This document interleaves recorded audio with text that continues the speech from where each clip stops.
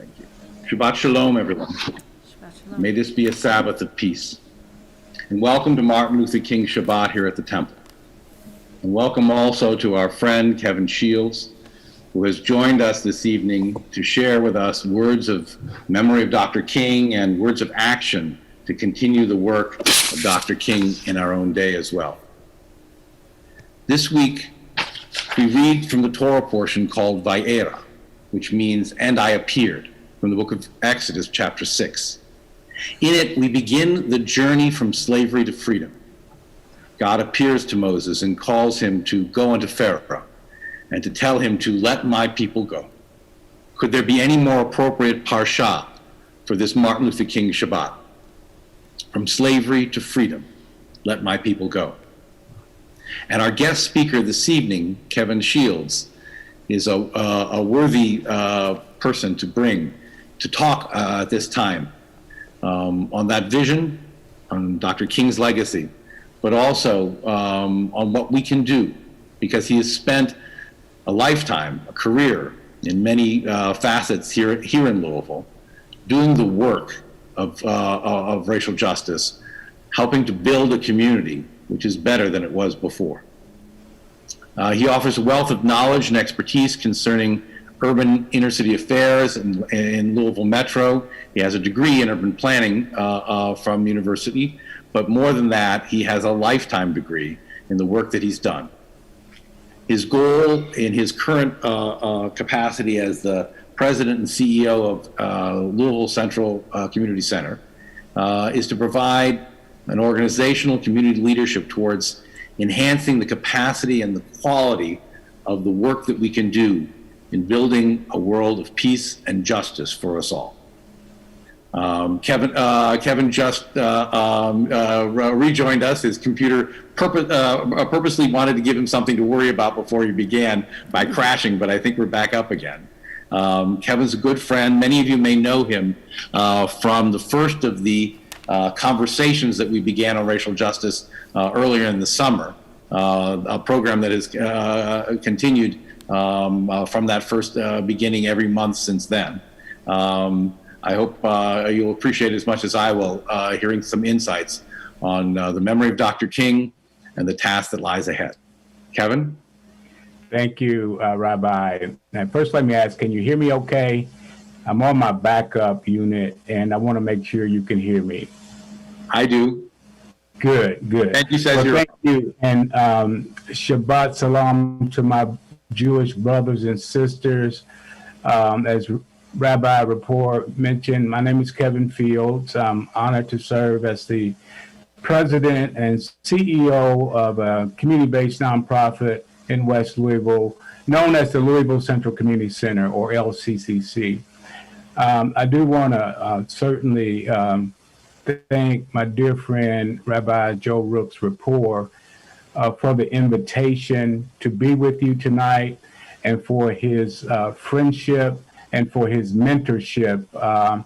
He's helping me to grow in the Jewish tradition, and I'm a student now of the Jewish faith. So I'm looking to learn as much as I can. And I certainly want to acknowledge my friends of the Jewish community, and the list is too long to name everybody, but I do want to acknowledge, I'm so glad to see my friends Arnold and Ellen Shaken, and I want to thank them for their friendship. And certainly I need to acknowledge my board member, Robert Sachs. He and his lovely wife, Felice, are great supporters of our organization. And he and others are working with me to continue to build upon the legacy of people like Susie Post and many other great Jewish friends of our organization. I'm honored to be here, and I certainly want to thank the Temple for acknowledging our beloved Reverend Martin Luther King Jr. on this day, which would be his 92nd birthday.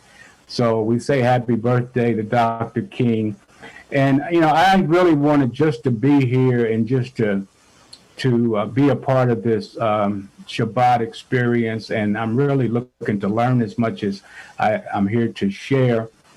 But I do want to reflect on the legacy of Dr. King and what it's meant to me, both personally and professionally, to be a child of the civil rights movement. And we all know Dr. King for his work in transforming the civil rights landscape of our country.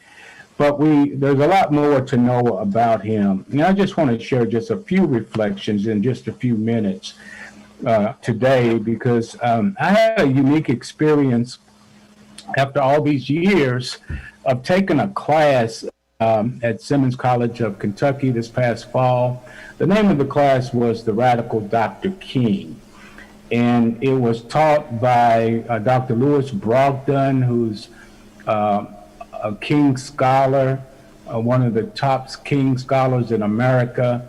And there was just an all-star group of leaders, thought leaders, intellectuals, and many, many others, Dr. Cornel West and many others who could speak in a very influential way about the impact of the legacy of Dr. King, because we all know that he was assassinated in 1968, some 53 years ago, at the young age of 39. And we know that his impact and his legacy continues today. And I just want to talk about that from a personal perspective, first of all, because I remember the day, April 4th of 1968, the day that King was assassinated. I was a 10-year-old boy living in the projects in the city, and it was a spring day. I remember we were out as kids playing in the community, and then we get home about 5:30, 6 o'clock, and we learned immediately. The headlines were glaring. Walter Cronkite was crying, and the world has never been the same, because what was reported that day was that Dr. King had been shot and killed in Memphis, Tennessee. And from a child's perspective, that became a very, very scary moment, because we didn't know what it meant to us as poor Black people, already struggling, had a glimmer of hope and a voice of leadership in Dr. King. And so just the memory of that still sticks with me to this day. But then after all these years of working as a professional and doing the community development work and the family services delivery systems that we offer at the center, I took this class. And this class was just a jarring experience, because we all know of Dr. King. If someone were to ask you, what do you know about Martin Luther King Jr., you would say that he was a civil rights leader. And you would remember him for the 1963 I Have a Dream speech. And that's about as much as they teach in public school systems about Dr. King. You might read a little bit about his biography, but there's not a lot to really know. But the class taught us how much more of a person he was as an intellectual, one of the world's greatest thought leaders. And if we go back and just relive some of the speeches that he gave, he was a prophet who predicted our current situation. In fact, Dr. King, the year before he was assassinated, was interviewed by NBC News. And at that time, this was about 4 years after the I Have a Dream speech. And he made some very provocative statements. One of the statements he made was, my dream has turned into a nightmare.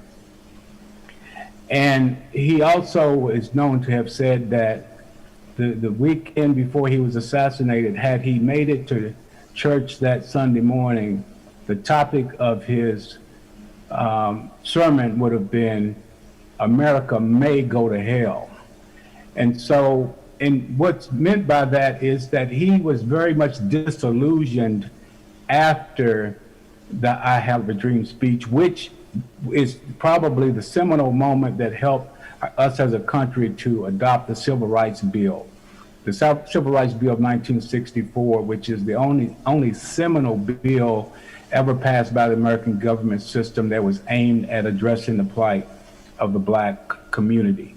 Prior to that, segregation, Jim Crow, all of those things that have plagued us to this day were the law of the land. But that act helped to alleviate some of the policy and legal implications of that day.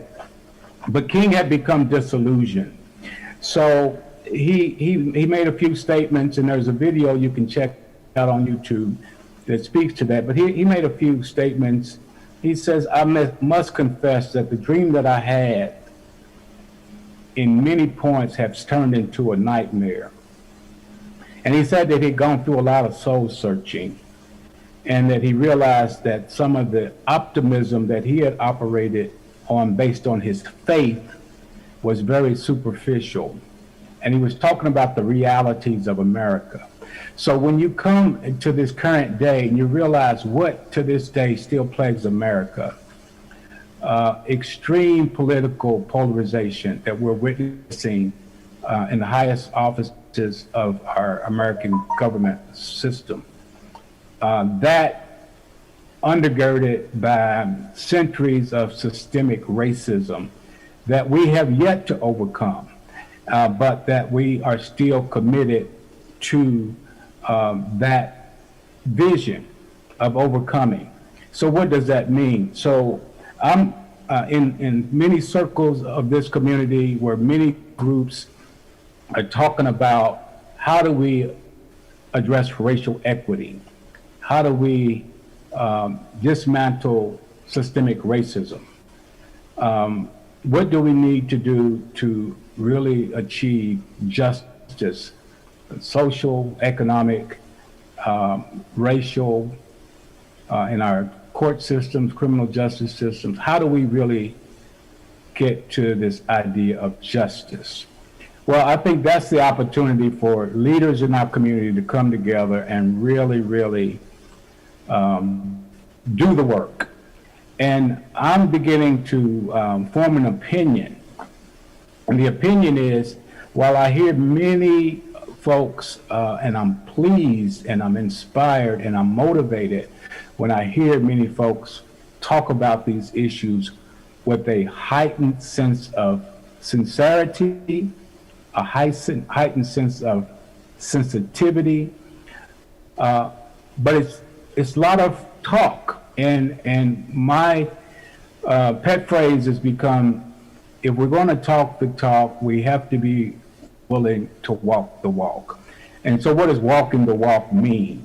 Well, it means when we are addressing systems in our community, systems that have preserved poverty, systems that have maintained the status quo when it comes to power bases, power structures in our community, and therefore have excluded those who are disenfranchised and have been left behind for decades. And I'm speaking, of course, about the African American community and other economically disenfranchised parts of our country. If we're going to walk the walk, then that means we need to look at those systems and really take a hard look at what it means to dismantle them. And so that's one of the things we're going to be talking about. I'm pleased to be working with groups in our community, such as the Chamber of Commerce, Greater Louisville, Inc., has adopted a concept of the Business Council to End Racism. I love the talk, I love the tag, but what does it mean to walk the walk? How do we get our corporate community to really address these systemic issues in ways that everybody can appreciate? And one of the things that happens, it's in this country, and I learned this in the course, is there's a wealth gap that has only widened over the past few decades. And the white wealth accumulation has increased at an exponential rate since the 60s. So we have to look at those issues and really rethink what it means to bring the bottom up and begin to close those kinds of gaps. I'm also working with the Downtown Rotary, a group that is predominantly older white males, which I'm pleased to say are open to the idea of how do we add more diversity in our leadership ranks. How do we bring in the younger generation? Because if we don't, the Rotary could really just dissipate over time if we don't have the newer generations coming into that organization. So it's networks like that that we want to network with. And I'm so excited to be able to connect with Rabbi Rapport and learn what the Jewish community is doing and other thought leaders are doing in working with him and many, many others to address these concerns. So I'm really just excited to have this opportunity tonight. I did have a slideshow to show to support some of these so you can see some visuals along with these words, but lo and behold, technology has failed once more. So we learn not to depend on it. We got to have backup systems. Thank God we had a backup tonight.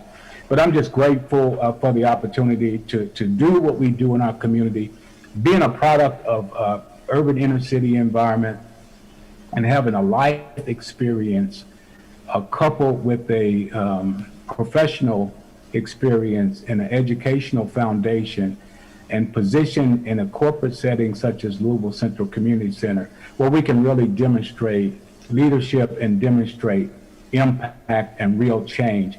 But it means walking the walk and encouraging others to walk with us. So thank you again for tonight. This has been super experience. And again, I'm here to learn and I'm so honored with the opportunity. Thank you.